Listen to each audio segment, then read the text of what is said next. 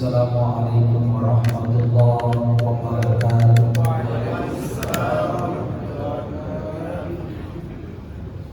Alhamdulillahi rabbil alamin alladzi bi ni'matihi tatimmu shalihat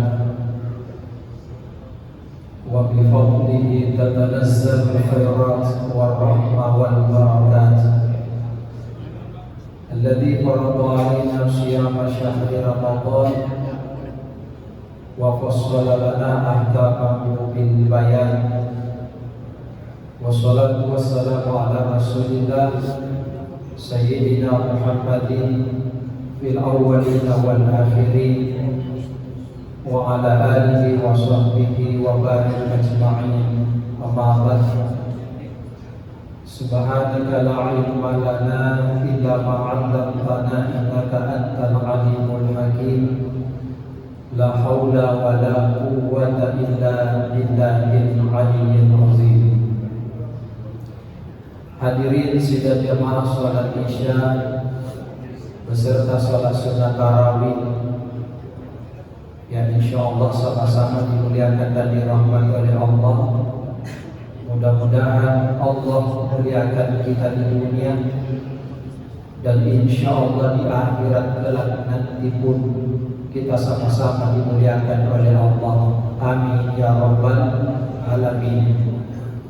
Saya katakan demikian Bapak Ibu karena bisa jadi ada orang kelihatan mulia di dunia, tapi bisa jadi di akhirat malah dihinakan oleh Allah.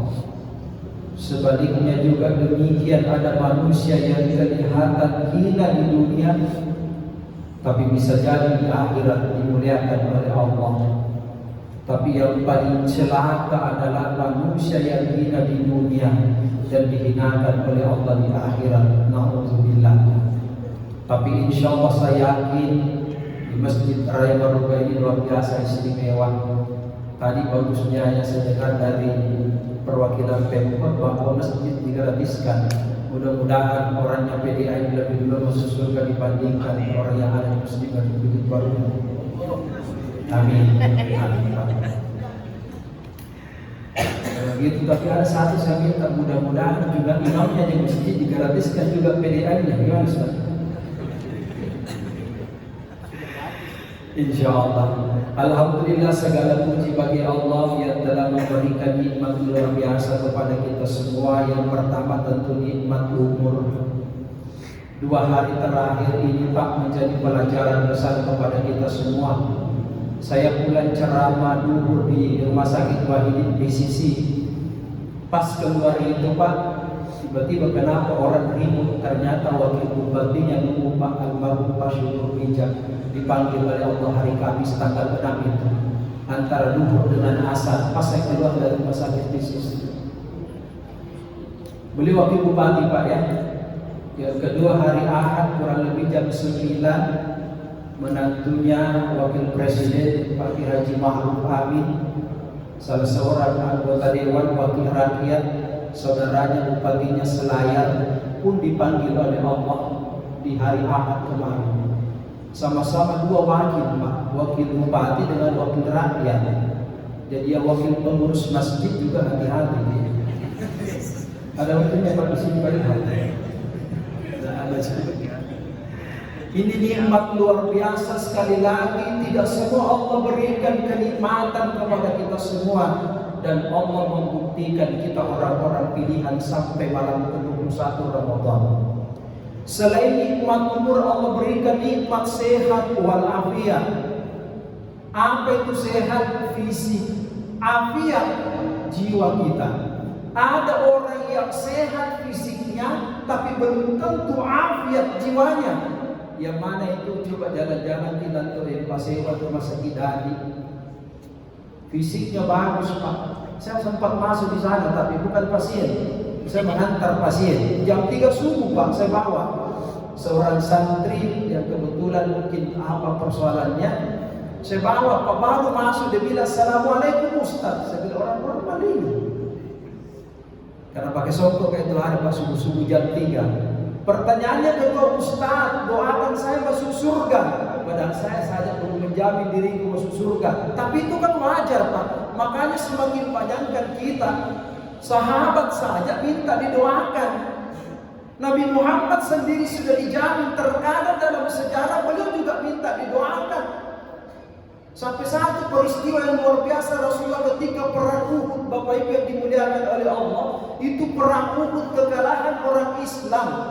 Di saat itu Rasulullah patah gigi gerahamnya, berdarah jidat dan dahinya, kemudian bibirnya yang di bawah terbelah dalam kisah Nabawi itu diceritakan. Di saat itu menetes darahnya Rasul, kemudian Rasul mengambil darah mengusapkan di dadanya, sambil minta sahabat, mari kita sama-sama saling mendoakan supaya pertolongan Allah datang.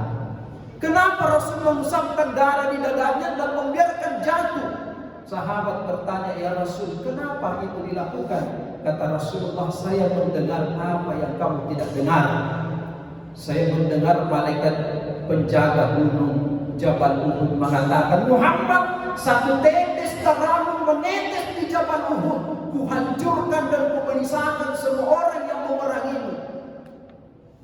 Sahabat mengatakan, kenapa tidak dilakukan? Muhammad mengatakan, aku diutus bukan untuk menghancurkan dan melaknat, tapi aku datang untuk menuntun manusia menuju jalan keselamatan. Allahumma shalli wa sallim wa barik alaihi. Itulah sosok Rasulullah dalam keadaan sudah luar biasa, tapi beliau masih mampu memberikan tuntunan luar biasa. Kira-kira Pak, kalau kita yang begitu posisi terdesak pasti mengatakan matilah lo kecelakaan. Tapi itulah Nabi luar biasa. Semoga insya Allah Allah memberikan tuntunan. Sehat Pak, jiwa luar biasa. Jadi pertanyaan kedua katakan begini, ketiga kita bilang, Ustaz, mau kiamat nih? Saya bilang sudah tidak normal ini. Tapi ketika saya dekati jabat tangan, karena pesannya turut tangan, suatu saat ketemu ke orang apapun ceritanya, memang bagus itu jabat tangan dulu. Sampai saya salam, apa dibilang, ada rokok. Saya bilang mulai ini aneh-aneh. Sekalipun saya minta maaf, Bapak Ibu bukan orang yang mengharamkan rokok. Saya tidak menyalahkan orang yang merokok karena kan perbedaan pendapat. Apalagi orang Nahdliyin itu kalau merokok dan luar biasa. Tidak usah diperdebatkan Pak. Yang salah itu adalah orang yang mencuri rokoknya orang berbagi merokok.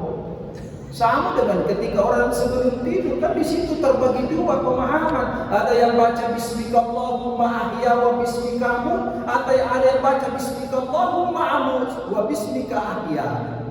Yang mana yang salah? Yang baca Allahumma lakasuttu. Kenapa Bismikallahumma ahya wa bismikamu benar? Posisinya tidak salah. Posisi dalam keadaan hidup kemudian mau mati. Kan tidur adalah bagian mati kecil. Kemudian yang kedua, Bismikallahumma amut wa bismika ahya, itu juga tidak salah. Kenapa? Kalau kita buka Al-Quran, memang selalu Allah menempatkan posisi. Contoh yang paling kecil dalam surah Al-Mulk ayat kedua, Alladzi khalaqal mauta wal hayata. Di ayat selanjutnya, Kaifa takfuruna billahi wa kuntum amwatan fa ahyakum. Nah memang kalau ditelusuri secara kajian hakikat, kehidupan ini dari mati kemudian hidup, kemudian mati kemudian hidup, dan tidak akan mati selama-lamanya. Dan itu hadis Bukhari. Hadisnya itu Bismikallahumma amut wa bismika ahya. Jadi dua-duanya sama dengan ketika kunut, tidak usah kita persoalkan. Kenapa? Saya bilang Pak, perbedaan itu lumrah dan biasa. Perbedaan itu sebuah keniscayaan dalam kehidupan. Dan itulah indahnya pelangi, karena berbedanya kelihatan indah dilihat.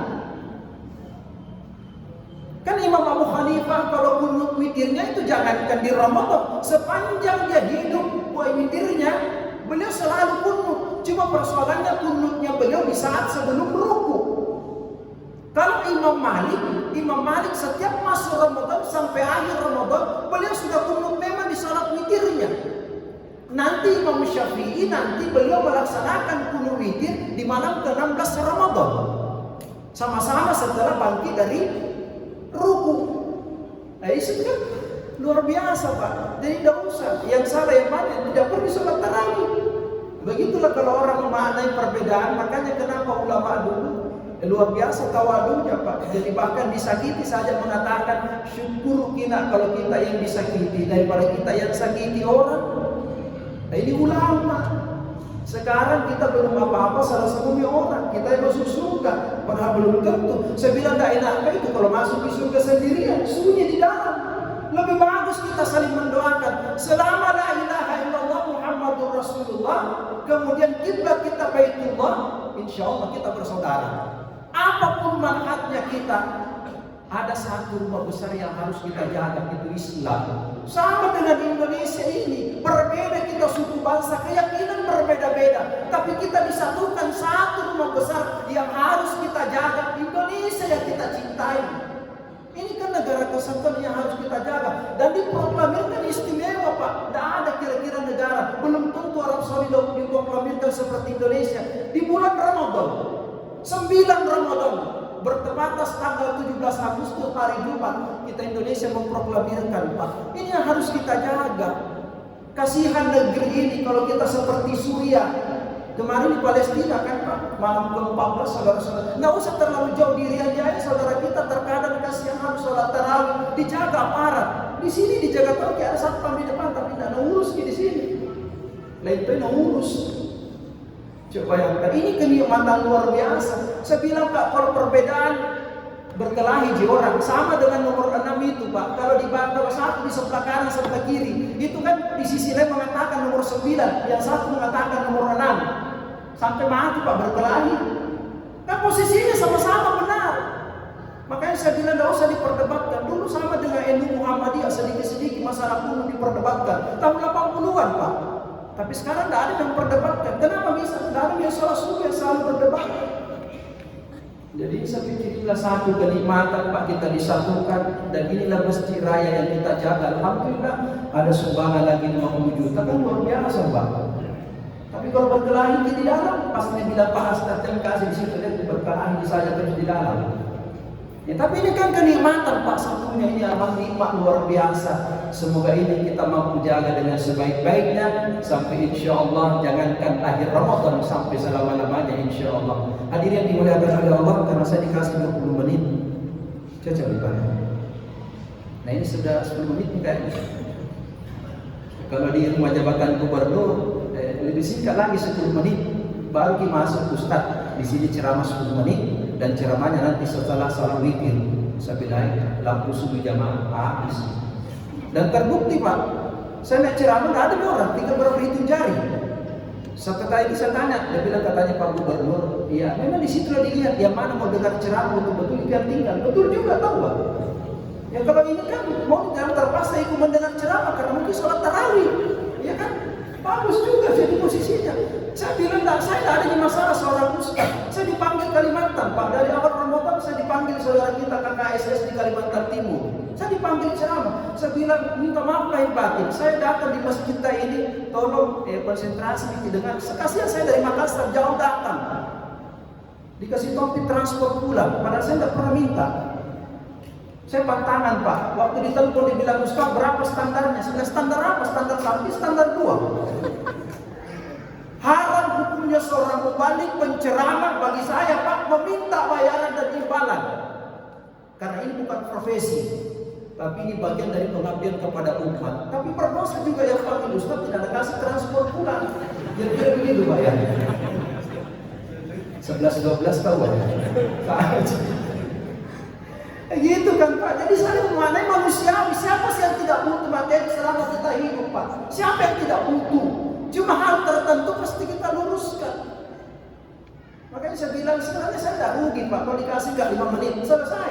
Kemarin Bank Mandiri undang ceramah buka puasa, 3 menit saja sebelum buka saya bilang, Pak, coba mami, kapan coba saya ceramah, diceramahkan 3 menit. Tapi saya lebih suka sebenarnya karena tidak keluar suara aku setengah mati.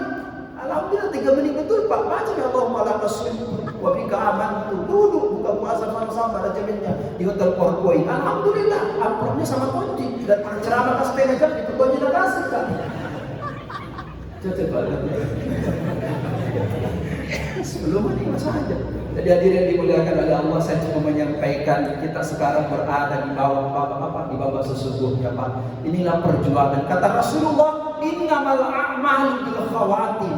Segala bentuk amal perbuatan itu yang akan dilihat, disaksikan. Itulah bagaimana penghujung akhirnya. Dan alhamdulillah jemaah baru akan membuktikan malam ini akan ada iktikaf. Ya, saya tidak tahu iktikaf atau wakaf. Kalau iktikaf itu kan masuk gak perlu keluar-keluar. Ya, saya pahami. Ya, ini kan cuma kita di sini kan bulan sebentar mungkin Pak. Nanti tengah malam baru datang. Besok keluar lagi. Jadi wakaf saja sementara. Kalau iktikaf memang betul ketika tadi maghrib sudah berniat nawaitul iktikaf lillahi ta'ala dan tidak akan keluar-keluar lagi, tinggal di dalam. Tapi tidak ada salahnya, silakan sesuai dengan kemampuan. Tidak ada masalah Pak. Jangan pandang enteng orang. Siapa tahu memang ada orang kasih betul-betul memaksimal beribadah di Ramadan. Kan biasa tuh ada orang nanti di penghujungnya maksimal. Ada juga orang nanti rajin ke masjid nanti masuk di Ramadan. Tapi di bawahnya di pinggirnya masjid karena buka puasa atau apa. Setelah itu lari pulang. Tapi siapa tahu gara-gara sering datang buka puasa bergerak hatinya. Maksudnya masalah, dia malu gak kalau tidak masuk ke salat. Kan gak boleh dipandang enteng orang Pak. Termasuk kemarin PSM jadi pelajaran besar Pak. Dipandang enteng dari awal. 18 ke 11 nanti tidak ada stadionnya satu-satunya PSM. Tapi bisa tahu kita mau juara. Alhamdulillah juara lagi belum bisa selesai juara. Di Ramadan lagi juara. Cuma sayangnya malam itu Pak banyak saudara kita gara-gara sakit bahagia gembiranya dia sampai pada subuh. Baik malah satu ya Pak. Jadi inilah luar biasa. Silakan Pak maksimal sesuai dengan kemampuan kita. Nah inilah tuntunan di penghujung Ramadan kita akan lihat siapa golongan yang mampu memang menjaga konsistensi. Ingat Bapak Ibu kami minta maaf dan pengakamaraja. Mohon maaf lahir batin. Tidak ada jaminan Ramadan kita dipertemukan pada Allah. Tidak usah Ramadan tahun depan, akhir Ramadan belum tentu jaminan. Tapi doa kita sama-sama. Mudah-mudahan Allah kasih masih nikmat untuk berjumpa dengan Ramadan tahun depan. Kan begitu Pak. Kalau bukan kita yang meninggalkan Ramadan, Ramadan yang akan meninggalkan kita. 11 bulan dia akan datang. Tapi ingat tidak akan sama maknanya tahun ini. Ada Ramadan tahun depan, sama jumlah harinya, tapi belum tentu akan sama maknanya dengan Ramadan tahun ini. Maka di guru taknan asa sekali kemudian tinggalkan waktu Ramadan tanpa berisi dengan kebaikan. Kenapa? Kesempatan Allah berikan kepada kita semua. Pertama, alhamdulillah, sholat tarawih kita usahakan Bapak Ibu yang dimuliakan oleh Allah. Termasuk diri saya, jangan sampai lepas ini malam, Pak, mulai malam ini sampai malam terakhir. Saya tidak tahu apakah sampai malam Sabtu atau sampai di malam Jumat atau malam Kamis. Sekarang kan sudah Muhammadiyah mengeluarkan Pak ya.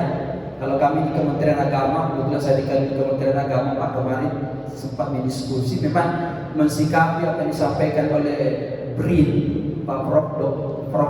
Thomas Jamaludin mengatakan kalau standar MABIMS yang dipakai pemerintah saat ini bersama dengan Malaysia, Singapura, Brunei Darussalam itu kemungkinan besar hari rayanya jatuh pada hari Sabtu Pak.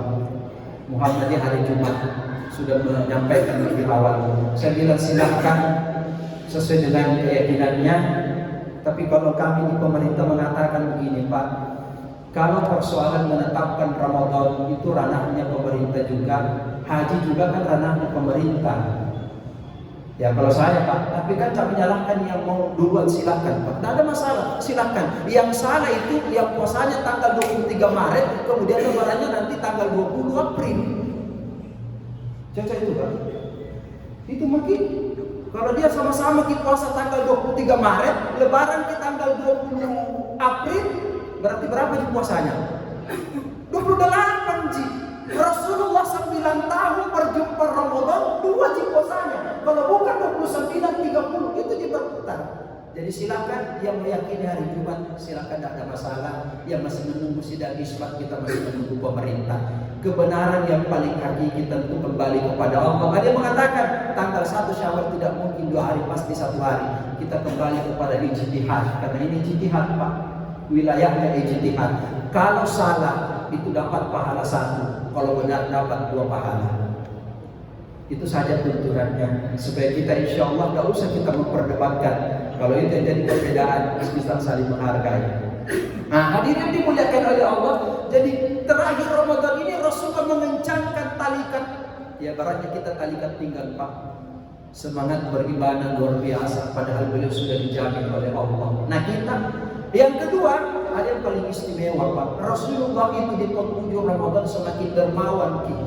Beliau luar biasa. Sampai Aisyah mengatakan belum pernah saya melihat dermawannya Rasulullah sebagaimana dermawannya di penghujung Ramadan. Nah, ini ada tantangan Pak. Jadi kalau punya materi lah kalau kita diberikan oleh Allah. Karena kalau berbicara harta kan itu 3 di Bapak Ibu. Yang pertama yang kita makan sampai menjadi kotoran, insya Allah milik kita itu yang paling hakiki. Cuma sampai di dunia jadi. Yang kedua yang dipakai sampai hancur menjadi luluh dan lusuh tidak bisa dipakai, itu milik kita. Yang ketiga itulah yang kita nafkahkan di jalan Allah Subhanahu wa Ta'ala. Sebab Pak yang masih disisa di rumah itu sekarang yang sisa buka puasa tadi belum tentu milik tak. Siapa tahu pulang sebentar ada es disimpan di gelas masuk di kulkas, pas pulang kita minum ya nak tak. Belum tentu milik tak. Alasan belum masuk di sini. Itu prosesnya. Jadi kenikmatan Allah kasih mudah-mudahan insya Allah. Saya berharap saudaraku yang tidak pernah masuk di masjid masuk ke masjid ini di penghujung Ramadan. Kapan lagi Allah kasih kesempatan? Kan biasa tulisan itu di masjid mengatakan bersyukurlah kalau sandalmu di dalam masjid daripada sandalmu tidak pernah kelihatan di masjid. Tapi jangan tahu kalau mengatakan bersyukur itu sama mendoakan hilang terus sandal kapan? Tidak enak itu selalu datang di masjid hilang terus sandal. Seperti kasusnya yang Ramadan tahun lalu, pas saya datang ceramah tahun pertama hilang sandal. Pas saya keluar, apa dibilang? Ustaz pakai miki saja itu mulai. Saya bilang siapapun ini, dia tidak ada Ustaz pakai miki saja. Saya bilang kalau bukan yang ambil sandalku berarti sama jika yang ambil sandalku. Saya berani Pak karena naik mobil, kalau naik motor berpikir tongkat. Anda tidak pakai sandal. Malam terakhir Ramadan hilang lagi sandal. Saya bilang jangankan sandal hilang, nyawa pun kalau mau hilang itu hak prerogatif Allah. Makanya Rasulullah ketika diuji oleh Allah di dalam surah Al-Hijr itu dia sampaikan, Allah sampaikan, fasabbih bihamdi, perbanyak memuji kebesaran Allah, perbanyak ucapkan alhamdulillah atas nikmat Allah. Wa kum minas sajidin, perbanyak sujud. Wa qud rabbaka hatta ya'tiyakal yaqin, kemudian perbaiki ibadahmu sampai akhir hayatmu. Inilah tuntunan kepada kita semua. Semoga insya Allah kita diberikan nikmat dari Allah, umur sehat walafiat, kita mampu jaga 10 terakhir Ramadan. Semoga insya Allah Lailatul Qadar yang turun akan mendapatkan berkah untuk kita semua. Kata Imam Al-Ghazali dengan Imam Hasan Az-Zazili, kalau Ramadan diawali hari Kamis, cari di malam ke-25. Itu beliau sampaikan. Kata Imam Hasan Az-Zazili, sepanjang saya balik, ternyata apa yang diajarkan itu tidak pernah melenceng. Tapi tidak boleh kita semua yakin karena Rasulullah saja merahasiakan.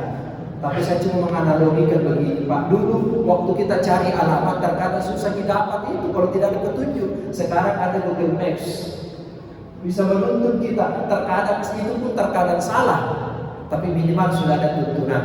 Tapi lebih bagus kalau kita mampu hidupkan malam ke-10. Mudah-mudahan selamat kita pada selamat. Allah berikan kekuatan zahir dan batin sehingga insyaallah kita nanti yang mampu mengucapkan minal aidin wal faizin taqabbalallahu minna wa minkum insyaallah, sehingga Allah sampaikan dalam Al-Qur'an paling terakhir dan pertama la'allakum tattaqun, menjadi orang yang bertakwa, kemudian yang kedua la'allakum tashkurun, pandai bersyukur, kemudian la'allakum yarshudun, menjadi orang yang dibimbing dan diberikan petunjuk oleh Allah. Mudah-mudahan ada manfaatnya.